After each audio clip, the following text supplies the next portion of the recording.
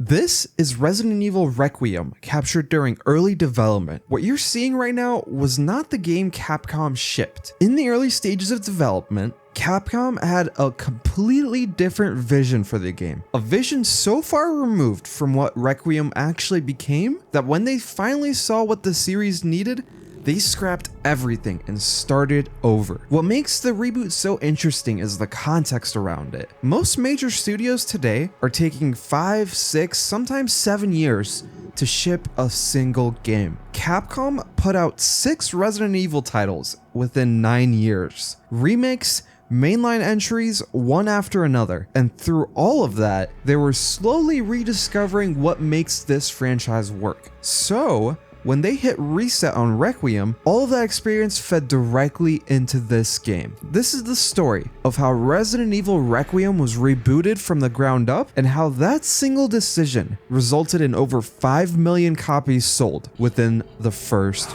week.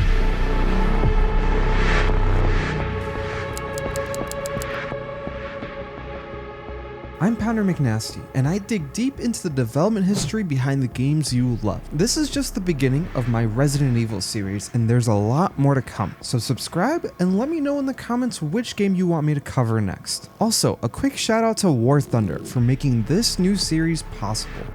Resident Evil Requiem technically started its development in 2017 after Resident Evil 7 underperformed at launch. As a reactionary decision, the team originally conceived RE9 as the exact opposite of Resident Evil 7. The original Resident Evil 9 was set on a fictional island based in Singapore, featuring Leon Kennedy and Jill Valentine as the two main playable characters in an open-world online setting. Now, you might be thinking to yourself, why would Capcom start development of Resident Evil 9, aka Requiem, before Resident Evil 8 was even released? Well, that's where this story gets a bit wild. At the same time, Capcom's development teams were already juggling an extraordinary number of projects. The Resident Evil 2 remake had been in development since 2015, Resident Evil Village, which would become RE8, had quietly begun production in August 2016 before RE7 had even shipped. And now, on top of all that, a new team was being spun up for RE9 with a vision that looked nothing like anything the series had done before. At its peak, Capcom had the RE2 remake in its final stretch, the RE3 remake spinning up, RE8 in mid-development, and this ambitious open-world RE9, all running simultaneously. All of them built on the same RE engine. It was a production pipeline operating at a scale the series had never seen. But then something unexpected happened. Resident Evil 7's initial launch numbers may have fallen short of Capcom's projections, but the game's sales eventually began to pick up. Strong word of mouth, critical acclaim, and a steady stream of new players, especially on PlayStation VR, drove sales well beyond what anyone at Capcom had anticipated. Over the following months and years, RE7 climbed past 10 million copies sold, eventually becoming one of the best-selling entries in the entire franchise.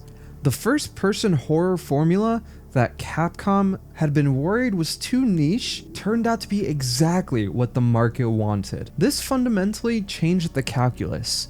The whole reason RE9 had been conceived as an open-world multiplayer game was because RE7's approach was seen as a commercial disappointment. Now, that assumption had been completely demolished.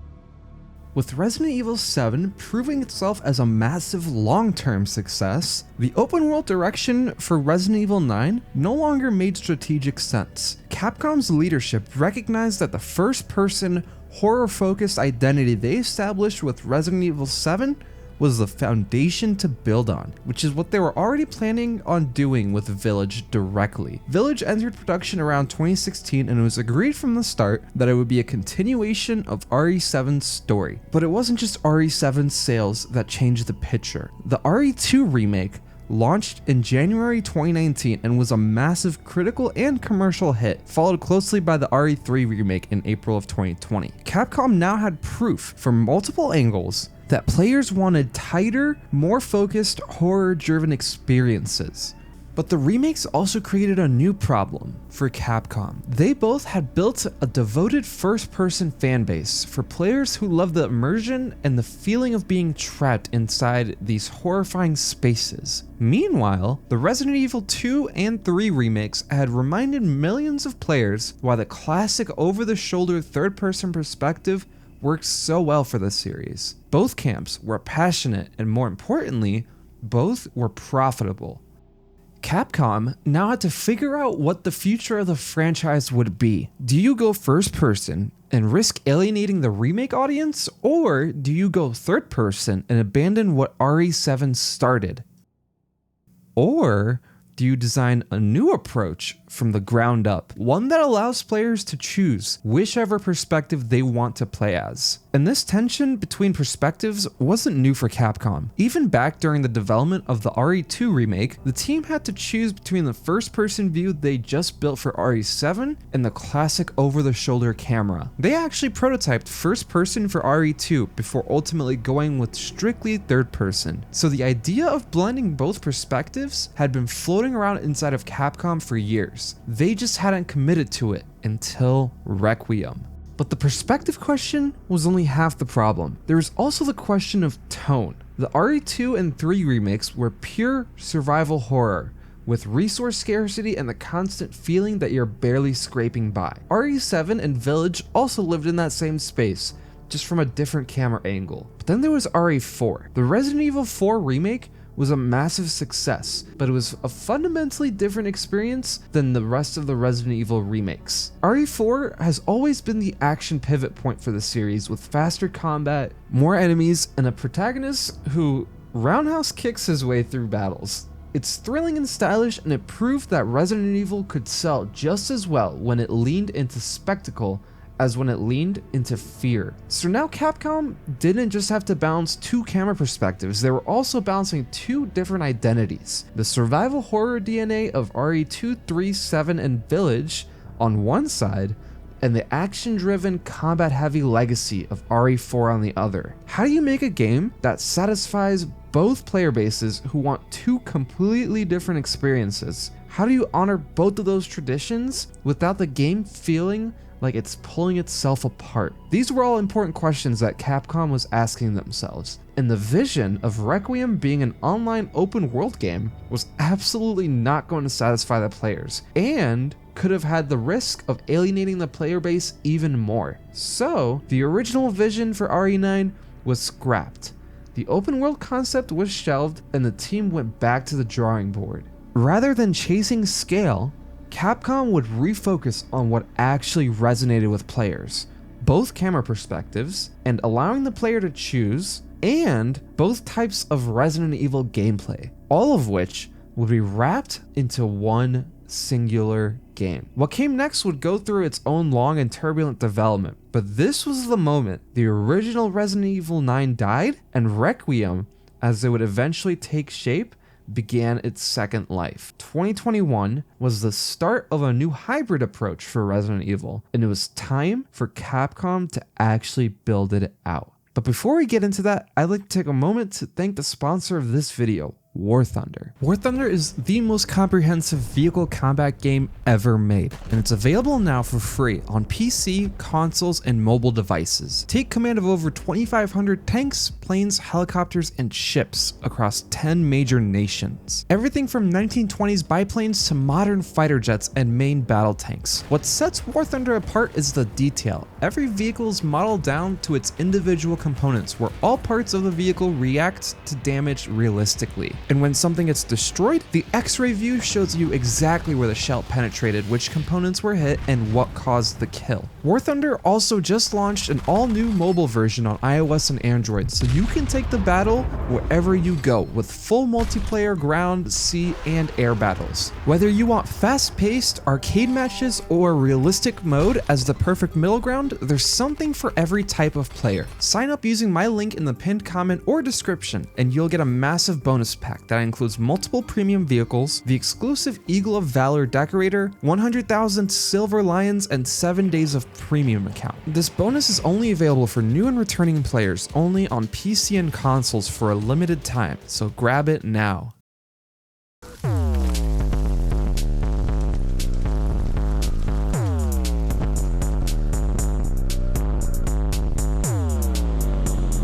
In 2021, right after the game was rebooted, Kosi Naganishi, the director of Resident Evil 7, returns to lead Resident Evil Requiem, which was rare for the series because most mainline entries get a new director. His repertoire of Resident Evil games include both Revelations and Resident Evil 7, which were all praised for claustrophobic horror and a return to survival roots. He'd been struggling to find a direction for the series after RE7, but said he finally found one that feels substantial, which he would pitch to Capcom for the rebooted game. Early post-reboot, the team experimented with Leon as the sole protagonist in a horror-focused game, essentially a genuine horror game with Leon, but it didn't work. The team felt people wouldn't want to see a timid Leon.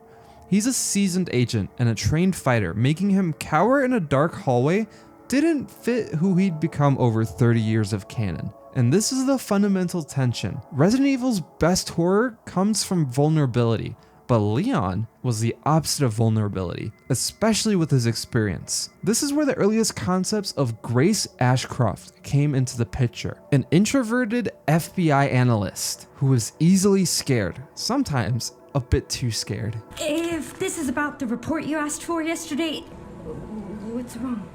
I'm Grace. What do you mean? What? I don't know. But regardless, the team leaned on her character to drive the survival horror aspect of Resident Evil Requiem. Inspired by Claire Starling from Silence of the Lambs, who is a young agent thrown into something far bigger than her, Grace would use the horror gameplay that was originally designed for Leon. Leon would stay in the game, but shift to the action-focused role, mirroring his gameplay from RE4's Legacy. This dual protagonist structure becomes the answer to the question of how do you make a game for two separate sub-communities within Resident Evil? You do both, and that do both mentality didn't just stop at the characters. It extended to how you experience them. The team decided to let players choose between first person and third person for both characters. The first ever Resident Evil game designed this way from the ground up. Unlike Village's third person mode, which was added post-launch, Requiem was built with both perspectives simultaneously, which was extremely difficult. Camera systems have different design philosophies and affect level design, lighting, sound, and enemy placement. They get to create unique animations for each perspective. If they just pulled the camera out of the character's head, characters looked unnatural and robotic. Every perspective needed its own animation work. Requiem was also the first Resident Evil game developed exclusively for 9th generation consoles.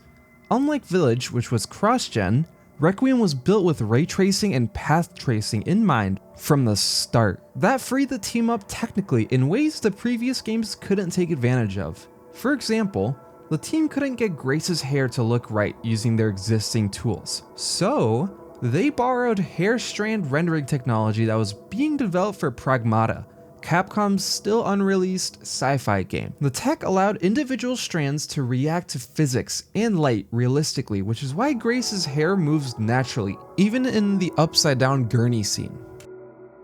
And of course, there was also the setting. The team decided to bring players back to Raccoon City for a portion of the game, and why wouldn't they? The remakes gave Capcom a massive head start. Raccoon City, the RPD station, were already rebuilt on the modern RE engine. What work remained for Raccoon City was making it feel like 30 years of decay and ruin had plagued the city. The visual direction they wanted the city to have was metal and noir, a deliberate shift from the rural settings of RE7 and Village. Leon and the player would be experiencing Raccoon City together 30 years later. And that leads into the final piece of the puzzle for Requiem, Leon himself. This was going to be Leon's first mainline appearance since Resident Evil 6 in 2012, 14 years between games. While it had been 14 years since Leon appeared in a mainline story, Capcom had just redesigned him from scratch for the RE4 remake in 2023. That version of Leon, younger, sharper, built on the RE engine with modern facial capture and animation, was only a couple years old. So, the team wasn't starting from nothing. They had a modern foundation for how Leon looks, moves, and feels in a game. The challenge was aging him up, taking that Resident Evil 4 remake blueprint and adding 30 years of wear, trauma, and experience to it. The goal was a concept the Japanese team referred to as Ikeoji, which directly translates to handsome middle-aged man. Not broken down or washed up, just weathered in a way that makes him more compelling. Leon from Requiem isn't the rookie from Resident Evil 2 or the agent from Resident Evil 4. He's a man who's been doing this for almost 3 decades, and the team wanted that to show up. By this point, Capcom had all the pieces in place. 2 protagonists with distinct gameplay identities, a camera system that let players experience the game however they wanted, a setting that honored the franchise's origins while pushing it forward, and a version of Leon that carried the weight of the entire series on his shoulders. After years of false starts and reboots, Resident Evil Requiem was finally a real game. But now, Capcom faced a different kind of challenge. How do you reveal a game that's built for 2 completely different audiences smushed together? Show too much of the survival horror side, and the Leon fans who are there for the action moments of Resident Evil lose interest. Lead with Leon and Grace gets buried before anybody gives her a chance. The game was designed to be both, but you can't market it that way all at once. 新しいバイオハザードを作ってます。セブンの後、次に何やるかっていうのは本当に難しかったんですけども、やっておきたいことが見つかりまして、正直そこに手応えも感じてます。ちょっと詳しくは言いますけども、お話できる日を楽しみにしてます。On July 1st, 2024, Naganishi appeared on camera and confirmed he's directing the next mainline Resident Evil. There was no gameplay or trailers, just the director's face and the promise that something is coming. This alone already generated massive hype because fans knew his track record with Resident Evil. Then, nearly a full year later, at Summer Games Fest, Capcom would officially reveal the game to the world. All right, well, we're almost done here, but we do have one final, very special global game announcement to share with all the waiting. Everyone's gone. Resident Evil Requiem, the 9th mainline entry in the series, with a February 2026 release date. The trailer put Grace Ashcroft front and center. The director also confirmed what many had speculated: players would be able to freely switch between first-person and third-person perspectives at any time. A core design pillar that was established from the very get-go for Requiem. But for some fans, there was one question that the trailer didn't answer. Where was Leon? Capcom had made a very deliberate choice.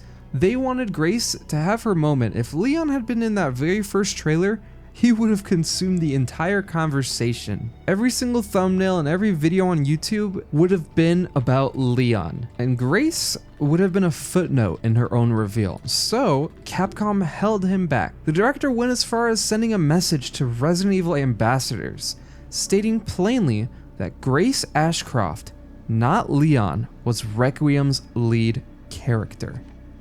And honestly, most of the community was okay with it. Not because they didn't want Leon, of course everybody loves Leon, but because they trusted the man behind the curtain.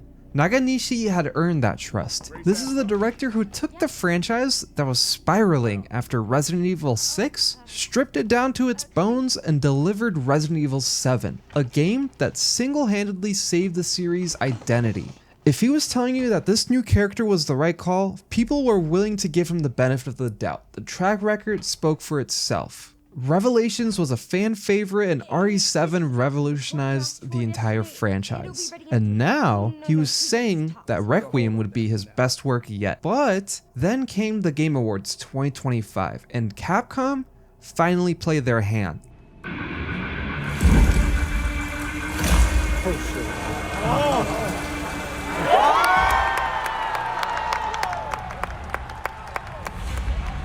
Leon was officially announced as Requiem's second playable protagonist, but this time, it wasn't just a character reveal, it was the moment the full vision of the game finally clicked for the public. The new trailer showed exactly how the dual protagonist structure worked. 2 characters, 2 gameplay identities, 2 perspectives, 1 singular game. Everything the team had been building since the 2021 reboot was laid out for the world to see, and suddenly it all made sense. And we would only have to wait 2 more months to get our hands on it. Capcom drip-fed information deliberately. Summer Games Fest was Grace's moment, TGA was Leon's, and then a January 2026 Resident Evil showcase filled the remaining details.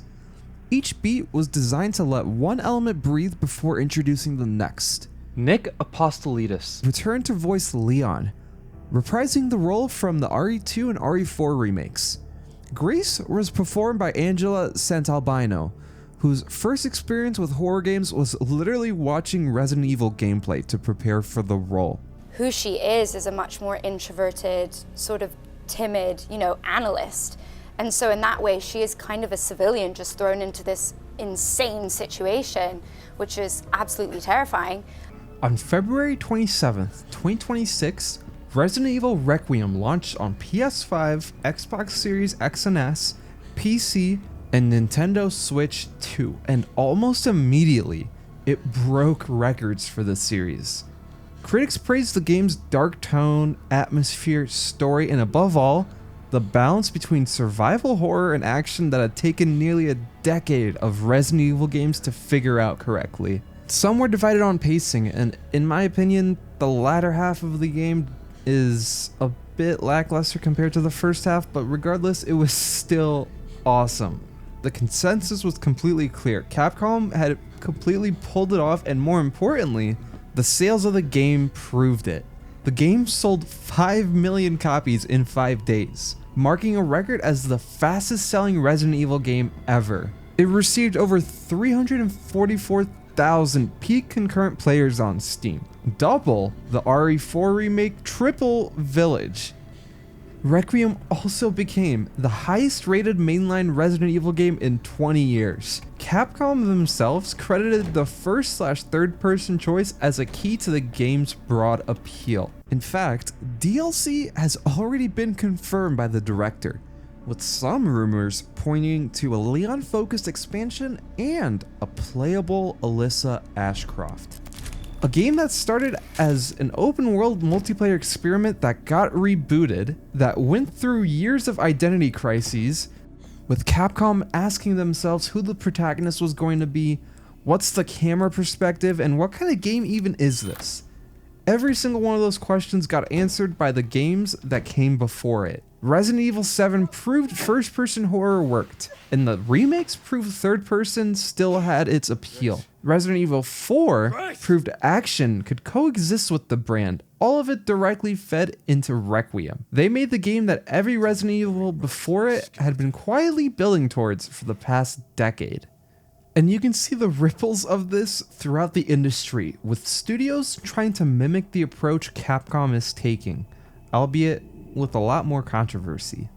And again, a huge thank you to War Thunder for launching this new series. Sign up using my link in the pinned comment or description and you'll get a massive bonus pack that includes premium vehicles, the exclusive Eagle Valor Decorator, 100,000 Silver Lions, and 7 days of premium account. This bonus is available for new and returning players only on PC and consoles for a limited time, so grab it now. If you enjoyed this deep dive into Requiem's development, let me know in the comments what game you want me to cover next. The idea of covering Resident Evil actually came from one of you, so I really do read as many comments as possible. And as always, I'll see you in the next episode.